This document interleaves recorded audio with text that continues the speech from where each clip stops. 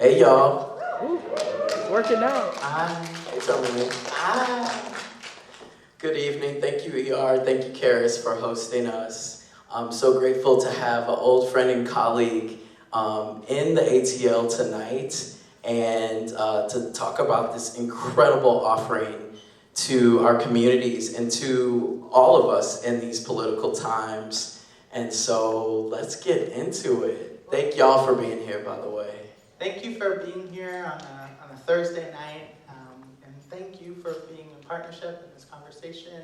It is so meaningful to reflect back on the years and decades that we've known each other, and I just feel so welcomed here and so brought in with a lot of care. So thanks for being that and offering that.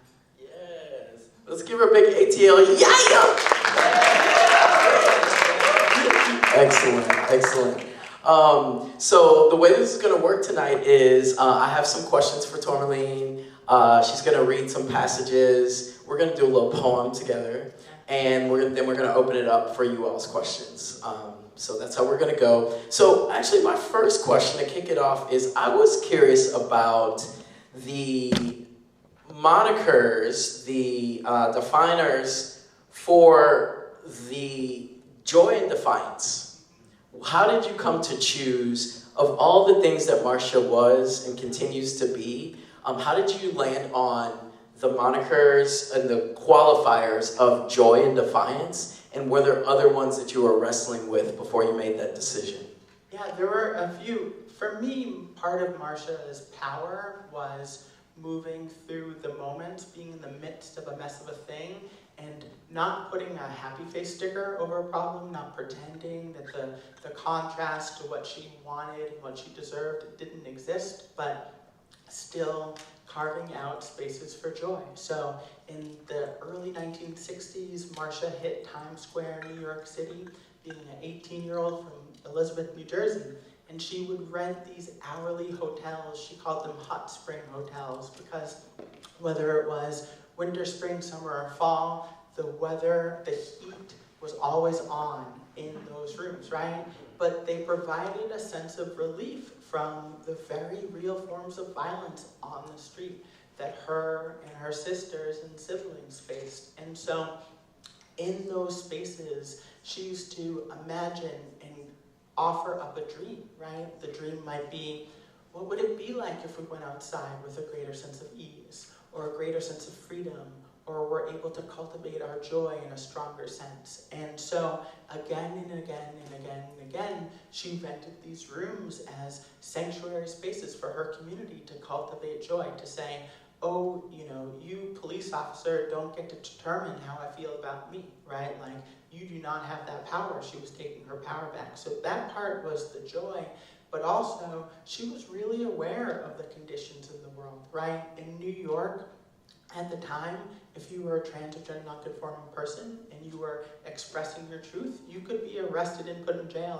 I made a film with Miss Major Griffin Gracie, one of my chosen trans mothers, called The Personal Things, and she was in New York at the same time, and she was talking about what it felt like to, live with that level of fear, live with that level of precarity, but also still make choices to defiantly go outside in her looks, to know that that was changing her interior condition and also changing the world.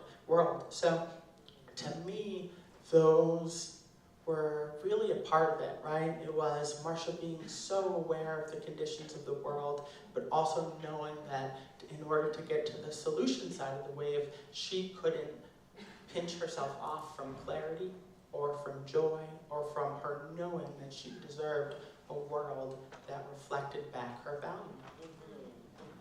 Thank you for that. Yeah. Thank you for that. I do love it. They're almost like two pillars or like an accordion that we could all live our lives by. You defy, for so many of us, our existence is resistance, and so we're constantly defying something, being defiant either by choice or other folks are telling us, oh, you're being deviant. And then going back to that relaxation, that joy, that inspiration and just kind of in and out like that. So I appreciate it. Even just the title can be guidance for what we want to be doing with our own lives. So I appreciate that. There was, and you brought up the word too, because at one point it was beauty and deviance, right? Which are that's what you were playing with. Yeah, playing with, and they're all, they're so braided together. They're inextricably linked. Beauty and deviance, and joy and defiance also felt that way too. Got it. Thank you. I have another question about your process in writing this. Yeah. So prior to this, you made the movie Happy Birthday, Marsha. Right. Thank you. And I'm curious to know, just in terms of the research and the prep for both sets of work, how different or similar was it in the research and the prep for the book as compared to the movie? Yeah, so me and my dear friend Sasha Wartzel, we set about making Happy Birthday Marsha in 2013, and we started filming in 2015. And then, because we were funding it ourselves, we filmed again in 2016. It was like Charles Burnett Killer. There's just like a kind of history of black film that it's like you film a little bit here, and then a little bit here, and then together it makes a film. So it was a durational performance, and then it was beautiful that way. Like, we incorporated Marsha's loved ones into the film, like Jimmy Canicia, Marsha's director, and the Hot Peaches was part of the film, and just so many people who knew her, Egypt LaBeija. And the film process was a little different because I was really and continue to be deeply influenced by Saidiya Hartman, who was a brilliant film thinker and writer and author, right? And she talks about critical fabulations, right? When we come from a lineage, a history where our lives aren't reflected in the archive, we don't allow for the fullness and the truth about our lives when we only write about them based off of what's in a formal archive. And so Happy Birthday Marsha was a lot about kind of dreaming up and imagining the interior world of Marsha, and then filming it and creating it, and then later finding interviews that Marsha gave that affirmed what we imagined might have happened. And the book was really different in the sense where I continue to deeply be influenced by Hartman's practice, and the book was much more like, these are the facts, right? Which, I really was saying before the talk, like, I am such the beneficiary of so many people who came before me, who, really cared and tended to the legacy of Marsha. So, and 10 years later, the archive feels quite different than it did in, 2013. So the process, in some ways, was different, but I took the approach as an artist and filmmaker where I wrote kind of from the inside out. So I would be watching kind of long-form interviews with Marsha, right, VHS interviews, and for the book, I would write about those, but in a narrative way, right, kind of bringing the reader into the experience of being in the room with a fully alive Marsha. Yes, it sounds like a very embodied practice from the inside out. From the inside out. And like you're seeing VHS, and then you're having feelings and you're translating it onto paper. Yes. Brilliant. I love it. Before I continue, are there any passages that you wanted to share? Absolutely. So the first part that I'm going to share is Marsha, the Star Activist. So shortly after the 1969 Stonewall riots, Marsha and her friends Bambi Lamore and Dora Marks and Sylvia Rivera and so many others formed this group STAR, Street Transvestite Action Revolutionaries. It was one of the first and only organizations that was politically inspired, right? They had a set of organizing practices, and they wrote a manifesto, and they were really kind of in allyship, in solidarity with other social movements happening at the time that also was specifically for trans and gender nonconforming people and was about providing housing. So they were really innovating, right? They were cultivating a landscape with ideas that had not been made material until that moment, right? And so that's part of the profound legacy of Marsha. So I'm going to just read a few pages from Marsha, the star activist. And I have a little bit of allergies, so thank you for bearing with me. Chapter 4, Marsha, the star activist. Marsha basked in the landscape of a newly transformed West Village, a direct result of the rebellion at Stonewall, where once her dancing was restricted to dimly lit mafia bars in the village. In the months after the riots, more and more bars and jukebox dance floors were opening up for gay people. She still encountered her fair share of signs at the door saying, "No dogs and no drag." But she was finding new places in the city where she could be herself and join the movement. The newly formed political group Gay Activist Alliance urged closeted members of the community to know their value and come out of hiding. The Gay Liberation Front, a more radical group Marsha and Sylvia joined, fought for civil rights along the Black Panther Party and the Young Lords Organization, a Puerto Rican community group, and joined global liberation struggles like ending the Vietnam War. The Gay Liberation Front, much like Marsha, fought to transform society at large through the open realization of our own consciousness. Marsha transformed consciousness just by being Marsha. She raised consciousness while standing at the subway station, greeting commuters, or walking down Christopher Street dressed in open defiance of the 3 Articles laws. She transformed consciousness as she sashayed solo or marched with the Gay Liberation Front to demand the release of the Black Panther Party at the Women's House of Detention Center. Marsha radiated possibility in this newly reshaped political and social landscape post-Stonewall. On a more personal level, she fully committed to upending limits that she had placed on her body.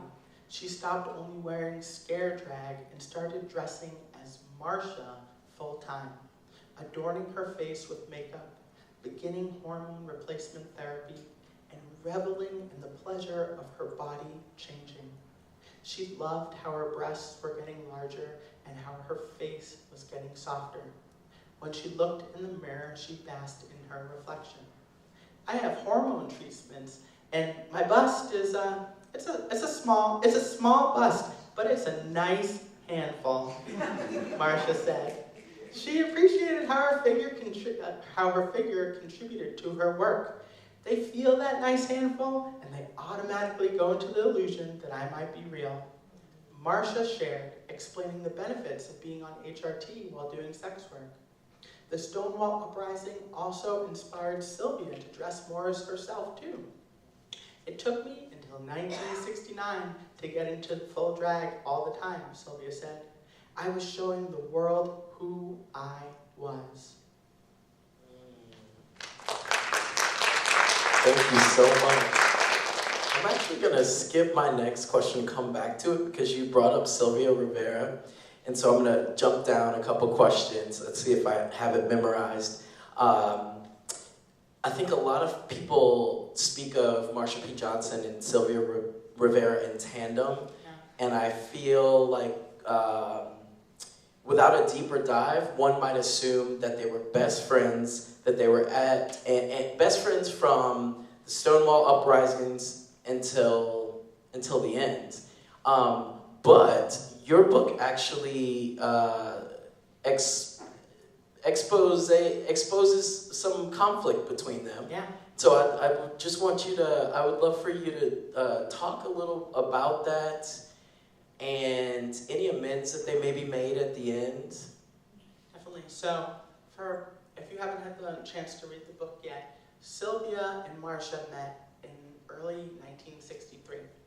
So Marsha was 18, she had graduated from high school in Elizabeth, New Jersey, and she moved to Times Square. She knew that she wanted to be a star, and she had a conversation with God, something that she frequently did throughout her embodied life, and she reflected on it saying, God, this is Marsha saying, God, if you let me graduate high school, I'll go into the gay community and find out what it's really about, right? She almost didn't graduate high school and then had this conversation with God and basically said, if you help me finish, I will do this really important work. It was so beautiful how she couldn't even conceive of a God who wouldn't want her to go into the gay community, right?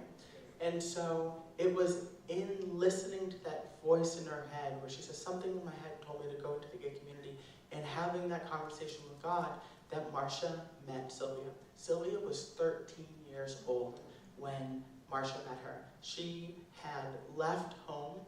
She was frequently living home. She had a pretty contentious relationship with her grandmother, and her mother had tried to kill her when she was much younger. And so Sylvia was navigating really harsh conditions and reflected upon meeting Marsha as Marsha plugged in the light for me. That's what Sylvia said, right? And so Marsha was working at this restaurant called Child's Restaurant. This is a lot of information, but it's fun to know about, right?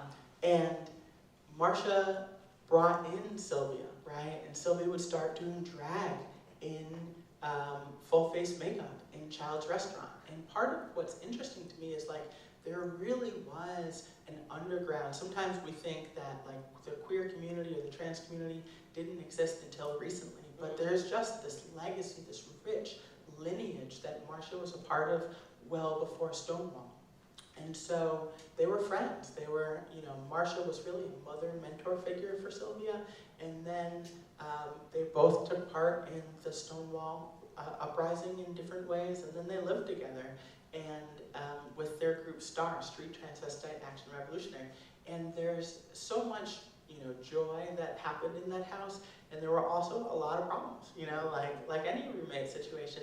There's this beautiful interview in 1971 where Marsha and Sylvia are talking about, what hormone replacement therapy is doing for her, and Sylvia is calling out Marsha and saying, you're being regressive because you're assuming that all women do domestic work, and Marsha's correcting Sylvia, saying, well, not all women do, but I learned from my mom, and she is a poor black woman, and she couldn't hire other people to do it, and that's her relationship to the domestic arts, and that's something that I read about as Marsha coming to understand her gender identity.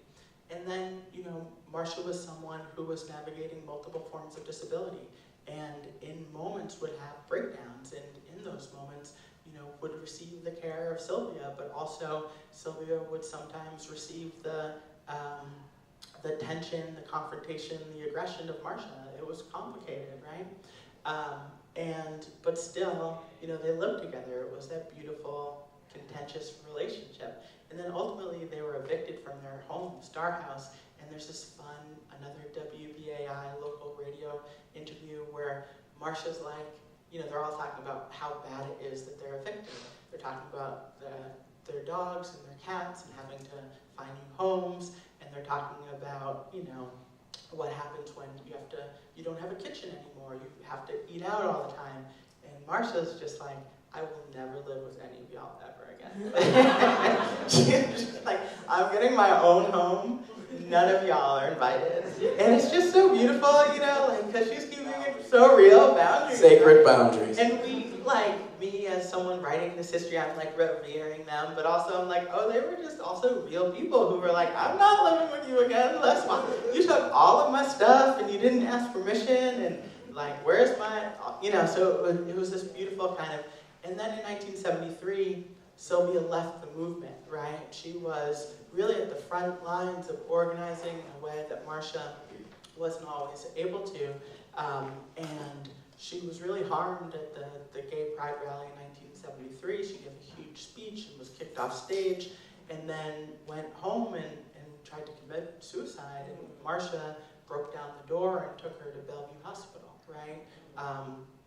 And then Sylvia moved out of New York City to Yonkers, and their relationship became just much more spacious, right? They maybe saw each other at most once a year from about 1973 to 1992. And so it was a different relationship that, I think that people imagine.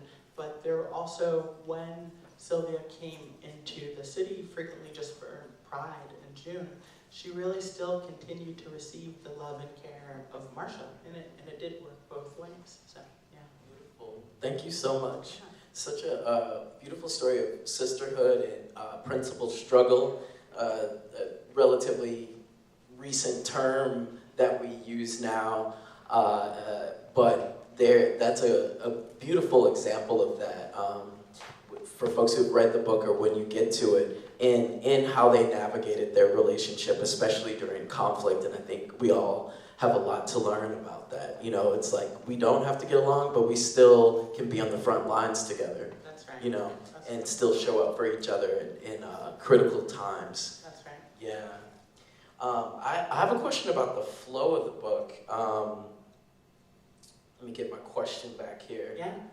So each chapter it's laid out both chronologically as well as thematically. And each chapter is like a different aspect of Marsha's life.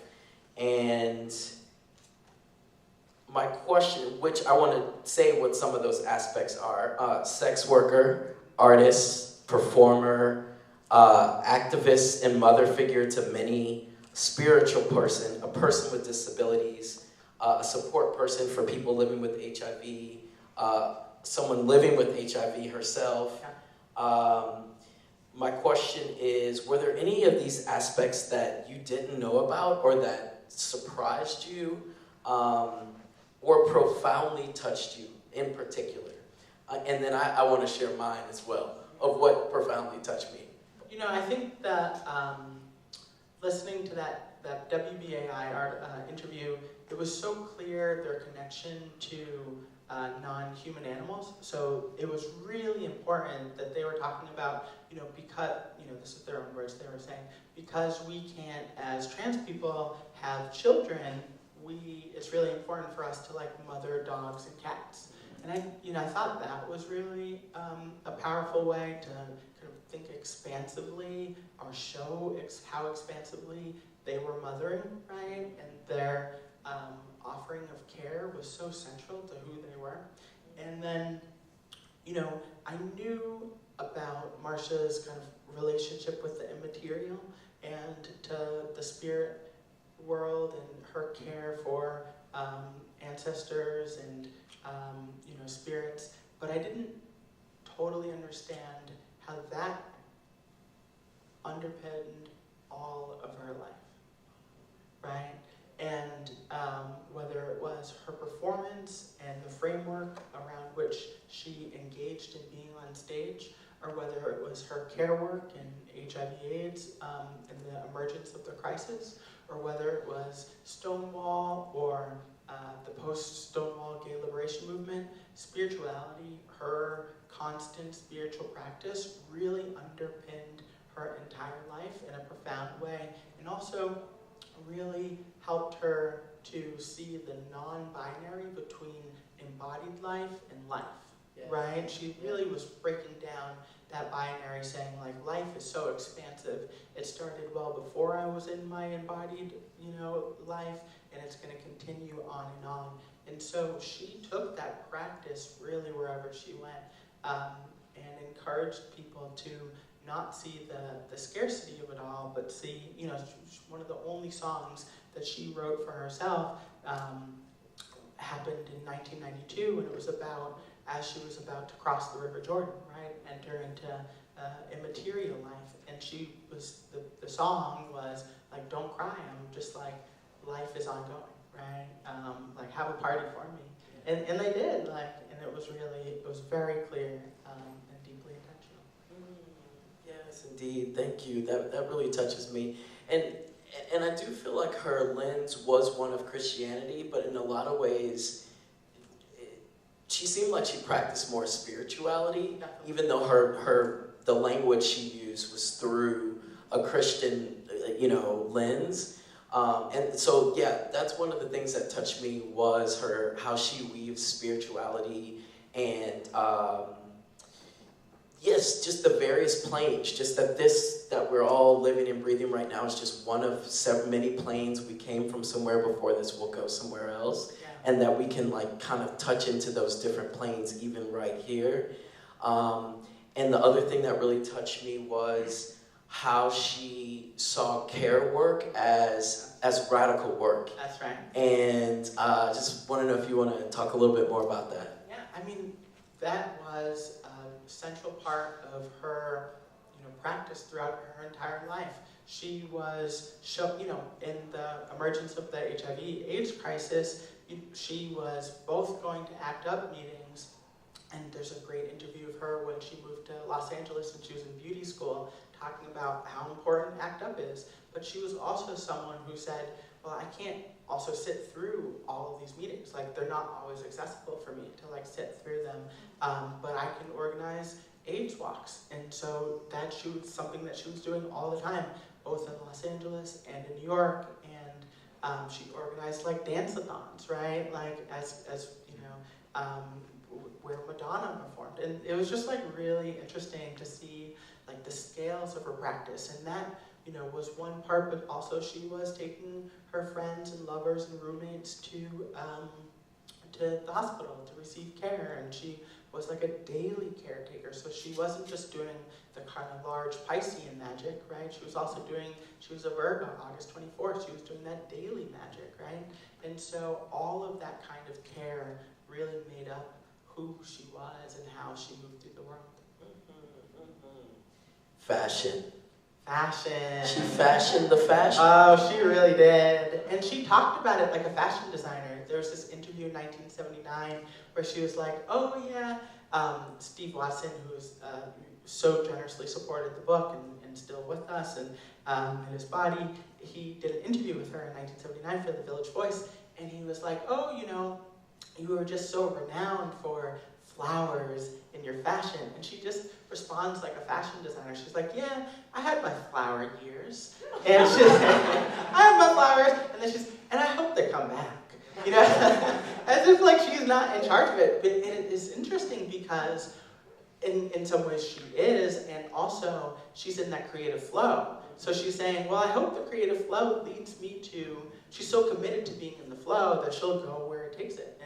And so maybe they won't lead to flowers, but she hopes they do. Right. Yeah. And a lot of it was homemade, right? Exactly. And also, she would find it in the trash. She would receive it from friends. She was turning out these incredibly fabulous looks. Yeah. Now they call it upcycling. That's right. Now they call it upcycling. And the banners. She made a lot of those banners were homemade. Right? All of the star banners she was making. She was deeply. It's a practice that people understand as art. She was so involved in aestheticizing the power of her community, right? From the banners to the looks to the flowers in her hair.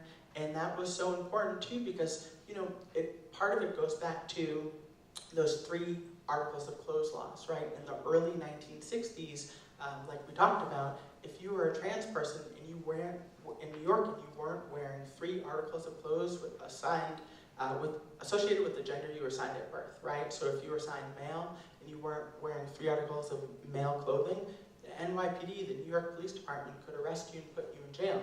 And so she knew there was power in fashion. She knew there was something about superficiality that went more deep than things that people were calling deep to begin with, right? There was that glamour and that surface adornment that she knew was transformative, was magical. And so whether it was a banner or going to beauty school or flowers in her hair or creating fashion looks as a designer or being on stage with glitter in her face, like she knew the power of glamour magic. One more question before I ask if you grace us with another passage. And I'm specifically asking this because I feel like so many folks in our community struggle with this, but how did she allow herself to be taken care of? That's right. And, that was something that she also struggled with. But she was really insistent, especially in the 80s and 90s that she was going to take breaks. And so part of what she did was she went to Los Angeles where fewer people knew her. And so she would get a friend who she had mentored, Jamie, to fly her out, and they would go to gardens, and they would be by the water, and they eventually took a cruise. And it was really important for her to be in places where she could plug back in, because she also knew that if she wasn't plugging back into the source of her resources, she didn't have anything to give anyone else, right? And so sometimes she went to Cape Cod, and the water was really important, like Provincetown and Calabasas, where the Kardashians live now. She was doing that long before any of them. And so it was really important for her to move with beauty in the landscape, and to calibrate to it as a place for renewal and care. So we can allow ourselves that as well. That's right. Ashe. Ashe. And because part of it too is that it leads back to our clarity. If we want to show up for each other in the midst of a mess of a thing, it really, for me at least, behooves me to have clarity. So I can see how to transmute a problem into a solution. And so that, from Marsha, that's a lesson I learned from Marsha. Have another passage you'd like to share? I would love, yes.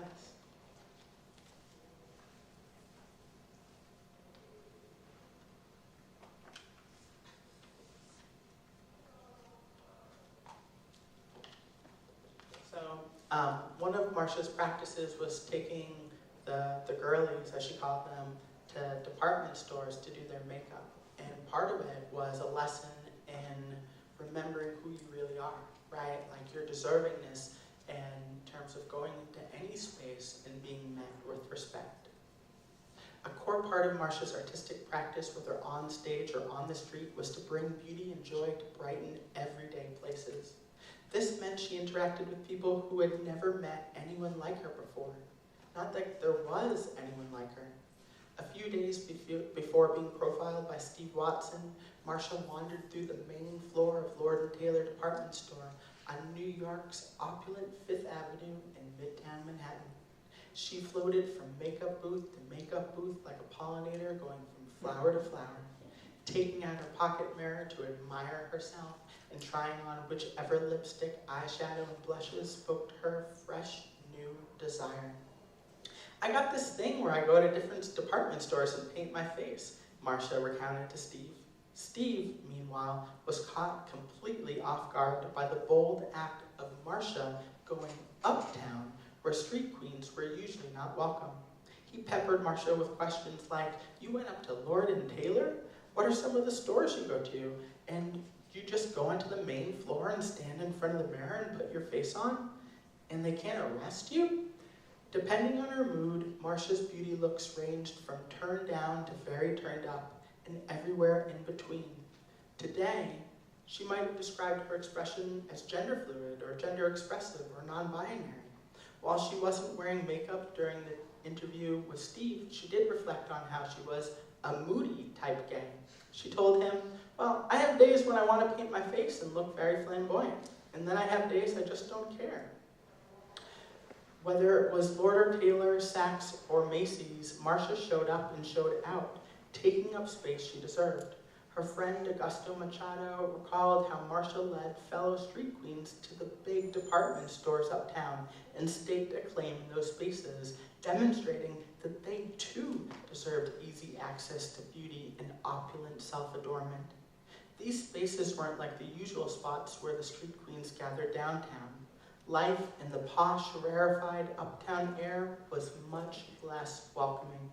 The fact that these stores were located in New York's wealthier uptown districts underscored that reality. Augusto remembered Marsha leading the way to the department stores. "Let's go uptown," Marsha said. "Uptown?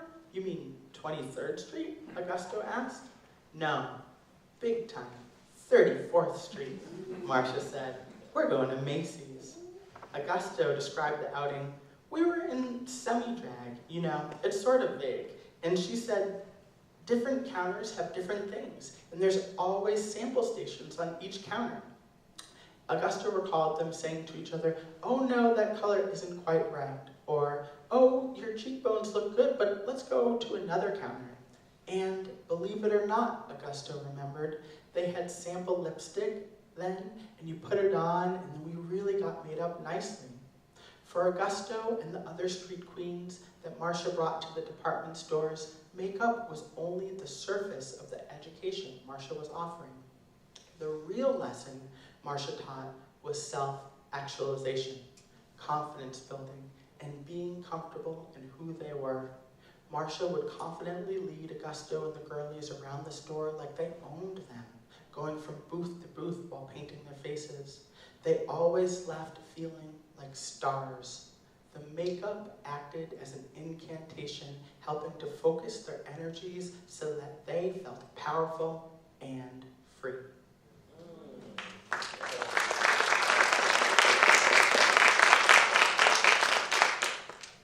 I just have one more question before we read a poem. Speaking of time traveling and multiple planes and multiple universes, I feel like when we really open ourselves up, we study someone cognitively and then open our hearts and our spirits to really receive the different lessons and blessings of such a person, that there is a special connection, and they may in fact connect with you either in your dreams or whatnot. I know Billie Holiday, being named after Billie Holiday, and having a lifelong relationship with her. I feel very connected. She comes in my dreams. We have a special connection, and so I'm curious if writing this book has strengthened your connection with Marsha in a way where you do feel connected differently. It's taken from the page or the screen right into your soul, and if you could just share a little bit about that relationship. Yeah, I mean, I've been blessed to be writing about Marsha for 20 years now. Like, I moved to New York City in 2002 and really quickly learned about Marsha and met her loved ones, who many of them are my friends now. And it had just been such a powerful way to be hot on the heels of her offerings, of her gifts, right? And then that got bigger, and the way that I focused that energy was through writing on Tumblr back in like the early 2010s, for those who remember Tumblr, right? And then doing teach-ins while I was a community organizer and writing to people who were incarcerated. When I was at the Sylvia Vera Law Project, we had this newsletter in solidarity, and I would write about the things that I learned about Marsha, right? And, I'd get letters back being like, "Girl, we knew Marsha. Like, let us tell you about Marsha." And I'd be like, "Yes, tell me about Marsha." And that got bigger and bigger, and that turned into the film, Happy Birthday, Marsha. And then, that just took, came out in 2018, but it was really like a many-year process that brought me into some of the most profound conversations and rendezvous and dreams and visions. And then I was like, I actually want to take a break from having kind of a public relationship around Marsha and continue to cultivate this intimate one. And I almost didn't write the book because, I was really in that, right? Marsha was and continues to be very present in my dreams, and I also, when I'm writing, I can feel, there's just so many moments where, for the film, for instance, I would write a scene, and then maybe 6 months later, I would see an interview where Marsha was saying the exact same thing. You know what I mean? And so the channel was clearly open, and I wanted to, protect isn't the right word, but I wanted to put kind of a boundary around it so that I could hold it like water in my hand, and not have it spill out. But part of the beautiful thing that I've come to realize is that is an inexhaustible energy, right? Like that, the Marsha in her immaterial form isn't diminishable. And so I can tune to it like a dial on tuning a dial on a radio station, or I cannot, but it doesn't go away. And so there's no scarcity of it. And I have to be in a place to receive it. And part of why I was like, I'm going to take a break from, putting anything into the public around Marsha was because I really wanted to make sure I was in a place to receive it. And what was really powerful was the book process, the book writing process, actually helped me get to an even greater place of receiving it. Whereas I thought it would do the opposite. And so that's a little vague, but it would be like, I watched her funeral procession, and I lived on Christopher Street as I was writing the book, and it was all in the funeral procession in the 90s, walked right by, and they were all holding sunflowers. I watched the whole thing, and it started at the church in the village, and it was just all sunflowers, right? And it's going by my actual apartment, it's going right by the apartment. And then I stopped watching the footage, and it's all sunflowers. For whatever reason, Bob Kohler has, just got tons and tons of sunflowers because that was Marsha's flower. And I opened the door, I stopped watching the footage, and I opened the door, and lo and behold, so many people on this random fall night are just carrying sunflowers by. Wow. And it's just like that kind of tapped inness that I am so appreciative of Marsha all the time. Ancestors watching. That's right. I know they're watching. Before we read this poem, I just want to say how this book has impacted me. I was privileged to have a conversation with Tourmaline last week for my podcast called Trans Cookout, which just is getting released tomorrow. So y'all can go to all the podcast streaming networks to listen to that episode. And there's several other episodes, but it's called Trans Cookout. But one of the things that we talked about last week that I want to reiterate is that before reading this book, in my mind, Marsha P. Johnson was kind of like Harriet Tubman in the sense of super important historical figure, but up there, out there, and back there. I'm not here, not here, not here. And after this, I could see Marsha in my ears. I could feel her in my gut. And I feel so connected to the legacy. And it emboldens me for time. I think for the rest of my days, but especially in the political times that we're in, this is an antidote. This is a salve. It's a solution. It's an intervention. And I'm so grateful. Thank you. Thank you.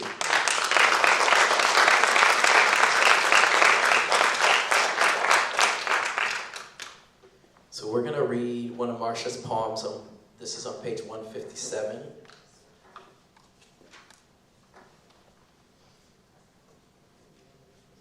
I'll do this one. And they can 86 me out of every gay bar in the village. And they can 86 me out of every gay bar in New York. And honey, they can 86 me out of every gay bar in the world, and I pay it no mind, because I got my friends. Yes, I do. I do know who my friends are. My friends are people who love their gay sisters and brothers, including the queens. My friends are people who got change to spare.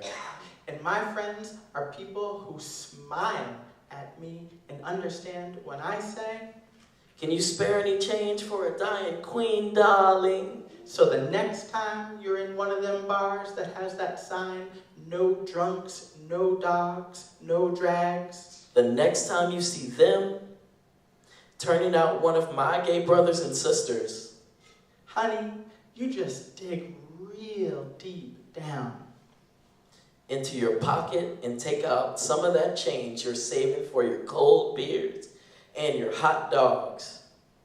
And you get over yourself and spare some change for a dying queen, darling.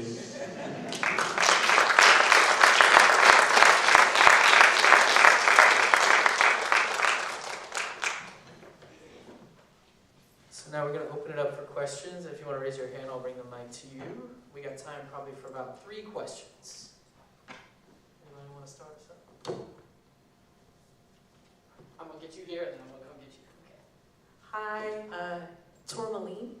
Hi, Hi, thank you very much for writing this book and existing, period. The sunflowers thing kind of got to me because on my way to and from work every summer on Decatur Street, DeKalb Avenue, there's a little patch of sunflowers on my road that I've always like, oh, that's nice. And I don't know, sorry, I'm still processing. Oh, that's so real. The signs. I got here a little bit late, so I'm not sure if you touched a bit on Marsha P. Johnson's early life and her growing up with her family. That's the part of the book that got to me a bit. But I was wondering kind of what your process was uncovering what Marsha's family had to say about her in her early days and kind of reconciling the ways that they remembered her. I think it was either her brother or her older sister who talked about how, Marsha, they used, Marsha's birth name and said, well, I don't mean any disrespect, that's just the way I remember her. And that was kind of the first time that I wasn't like offended by that, and it kind of put a little bit into my head about how my own family kind of receives me, especially like my older members. Shout out to my grandma. But I was wondering kind of like how you, if there was any sort of like personal process you had to go through, like reading, interviewing, and writing that portion of the book, because it is kind of like the first impression that, audiences in the book really have of who she was. That's such an important question, and we hadn't gotten to talk about that, so I'm really appreciative of you bringing it up. To foreground or to start the conversation, one of the things that Marsha says really clearly in an interview in 1992 was, she says, to whoever who is going to write my life story, I want to make sure I thank all the people who helped me up my hill, especially the people from Elizabeth, New Jersey, including my mom and my dad. And she goes on to talk about her siblings.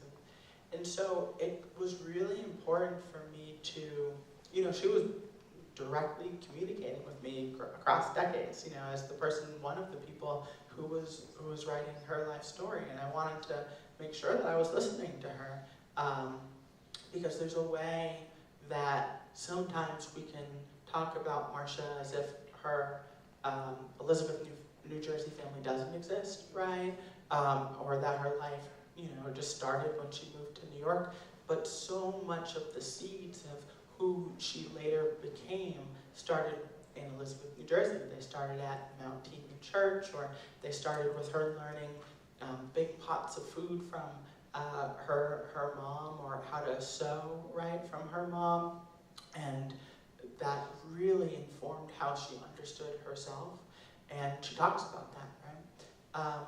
And then, I was lucky to meet her nephew, Al, in 2011, right? I had done a teach-in about Marsha, and Randy Wicker brought Al, and it was just a really beautiful, Al is just such a beautiful person. And Al, Jeannie Michaels, Marsha's sister, and Bob Michaels, Marsha's brother, we're all making a documentary together about Marsha's early life in Elizabeth.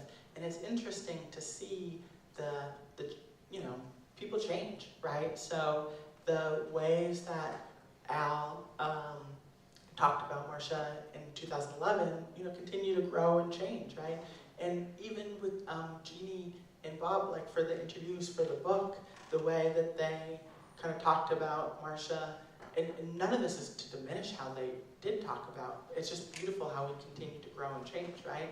So, Bob, recently when we're shooting, is like, is saying Marsha now, for instance. And is saying, I knew Marsha as my brother, but, if you want, Bob's holding a flower crown because we had brought flower crowns for that particular shoot that we're doing. I do a lot of directing, is kind of like, is what I'm, for my artistic practice. And so we're shooting, with this flower crown, and Bob's holding it and smelling it, and he's like, I knew Marsha as my brother, but, if you want to be my sister too, that's okay. And it was just this really powerful moment, right, where it was very real. And you could feel it. It was electric. It wasn't performative. It was just, we were really in there. And also, that moment couldn't have existed without the other moments before where Bob was saying, like, I know Marsha as this other name and as my brother, and that's important for me to say because that was our authentic relationship. And so, you know, Bob really needed to be heard, and that was also what Marsha was saying, hey, go talk to my family. If you're going to write my life story, you need to go talk to my family.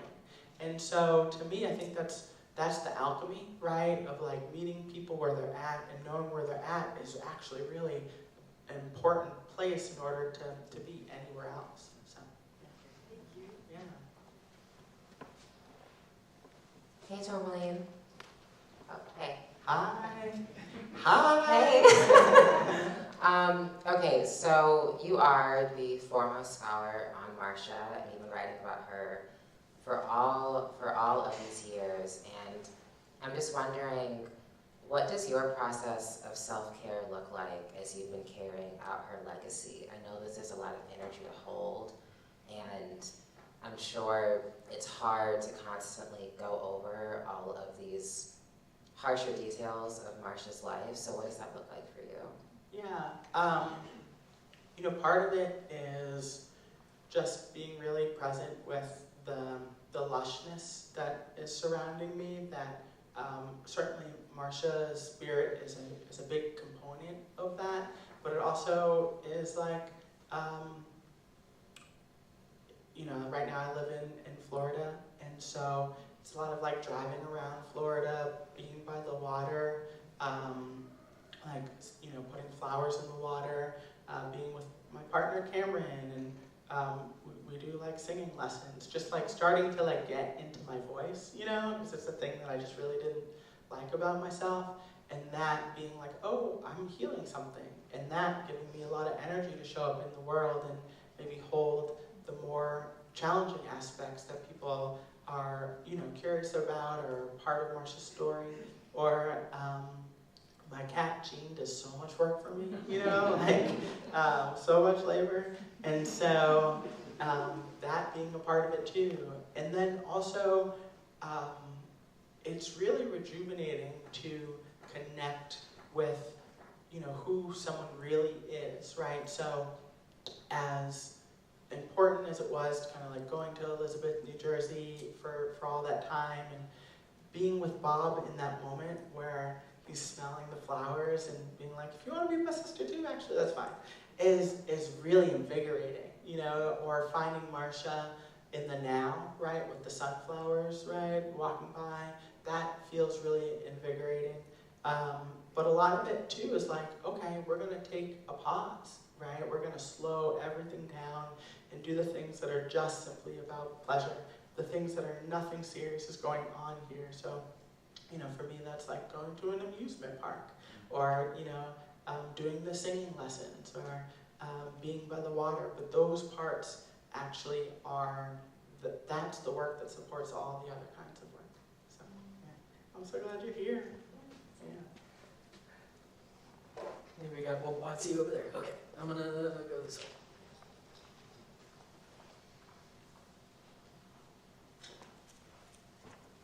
I need theme music.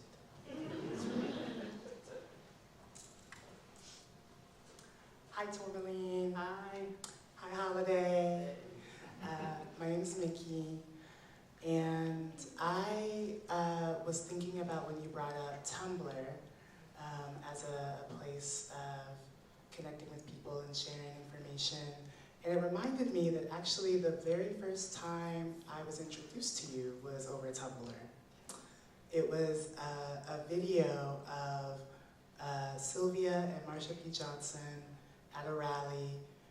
They had taken over the mic, and I believe it was mostly like a gay men's and well, mostly gay men's rally, and they didn't like the direction it was taking. And I just, in the world that we're in right now, right, with the realization of Project 2025 and the erasure of sites of knowledge, you know, CDC pages disappearing entirely, if they have anything to do with trans people, queer people, whatever.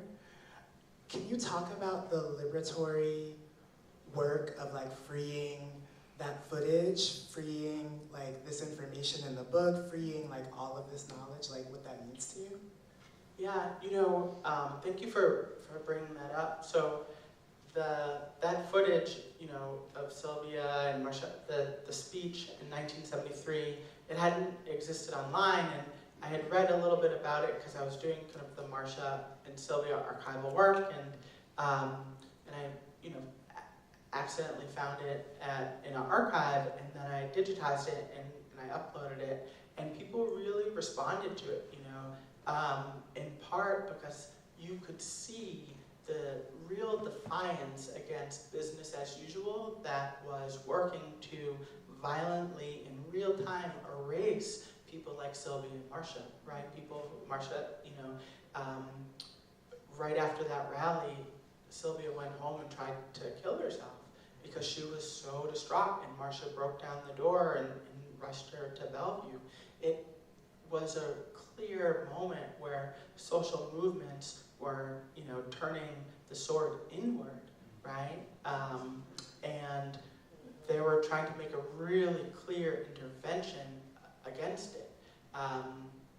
And so, to me, in that moment, I think it was like 2012, the first time I watched it, I couldn't get out of bed for days. I just really did, it went through my body in a particular way, and it felt really important. I was working at the Sylvia Vera Law Project, and we were working on a campaign around healthcare under Medicaid, right? Gender affirming care under Medicaid, because New York State had a provision that wouldn't allow transgender nonconforming people to access the same care that other people could get. And, part of what was so powerful about the book process was like seeing how Sylvia and Marsha and many others were accessing gender affirming care in the early 70s. That's why I read the part about Marsha taking hormone replacement therapy and reveling in her breasts being a handful, right? Like there's a way that we talk about care and the history of trans and gender nonconforming people, gender expressive people, as if it was just happening now, but it's really important to remember, like, our community was navigating these things years and years and years ago, and also have great insight about how to go around and getting it. And so part two of why it was really important that I think through that moment was Sylvia and Marsha were advocating in that moment for gender affirming care alongside free tuition and open tuition at universities, alongside free childcare, alongside stopping the carceral control of trans and gender nonconforming people in psychiatric institutions as well as prisons and jails. And so the vision was so expansive, right? And that, to me, is what we need in this moment as we yet again find ourselves in the midst of a mess of a thing. And to me, writing that STAR chapter was so instructive because I got to see a movement architect, I included the whole STAR manifesto in the chapter because they were writing with a lot of clarity and extreme precision. And so to me, there's just something so powerful about being like, they were navigating this, and this is the insights, and these are the strategies. And yes, we're in different times and different moments, but so much of the strategies they used to transmute a problem into a solution are still, still really relevant. Thank you so much. Thank you all for your great questions. Thank you, Holiday, for your great questions. Yes. And your conversation. Thank you so much for coming to Atlanta. We're so grateful for this work, for all the work that you've done. We're really excited to have this archive, really, to give to future generations. I know so many artists and writers are thinking about how do we speak in this time? How do we use our writing in this time? And one of the things that's really been resonating with me is we have to leave an archive for the people who come after us. And so this work is so important. I'm just so grateful that you were here and are sharing it with us tonight. For everybody who would like to get your book signed, you can do that. You're going to line up on the left-hand right-hand side of the table, because that's where Tourmaline's going to be signing. We're going to give you a little sticky note, and you're going to write your name as you would like it to, if you want it signed to you, and put it on the title page, so Tourmaline can catch her flight in a timely manner. And if you need to buy a book, you'll line up on the right-hand side, and we will get you a book. I wonder if you might just say one little thing about your children's book. Yes, so it brings me so much joy to talk about. So I wrote a companion book alongside Marsha the Joy and Defiance called One Day in June, and it was just literally pure joy, and it's about finding Marsha in the now, right? And it's a day in June in Brooklyn, New York, and it starts off at this queer transgender non-conforming beach called Charis, and it goes to a large rally for Black trans life at the Brooklyn Museum, but it's so many different ways that Marsha's showing up in the now, whether it's through, taking risks around your looks, or offering care, or offering mutual aid, or just having fun and being all of who you are at any given moment, or watching the pollinators move from flower to flower. So it's called One Day in June, beautifully illustrated by Charlotte Christensen, and I hope you'll check it out, and it's for sale here. All right, thank y'all. One more round of applause. Thank you, everyone.